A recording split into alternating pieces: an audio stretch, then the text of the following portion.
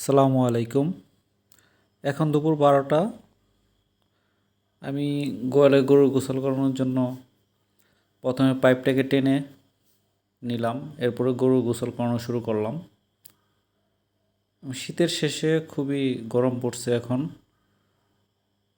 এবং নিয়মিত গরুকে গোসল করানো খুবই জরুরি দরকার।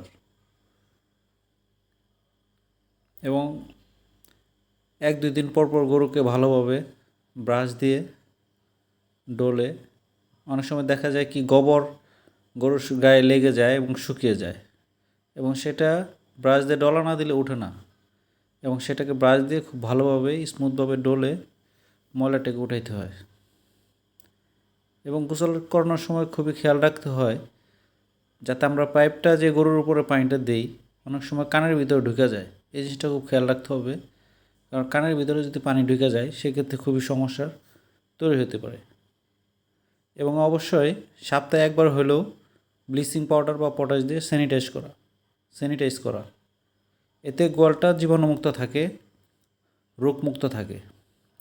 এবং অপরিষ্কার এবং যদি নোংরা হয়ে থাকে, স্যাঁতস্যাঁতে হয়ে থাকে, সেক্ষেত্রে কিন্তু খামারে অনেক রোগবালাই ছড়ায়। তো সেই দিকটাকেও খেয়াল রাখতে হয়। এবং এই 2টা গরু আমি প্রায়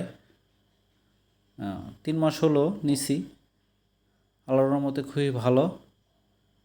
এই লাল গরুটা দেখতেছেন, এটা খুবই দুষ্ট প্রকৃতির একটা গরু, এবং আল্লাহর রহমতে কুরবানি উপলক্ষে নিছি এবং খুব সুন্দর মোটা তাজা হয়ে যেতেছে। যাক আলহামদুলিল্লাহ, সবাই দোয়া করবেন। ভিডিওটি ভালো লাগলে শেয়ার লাইক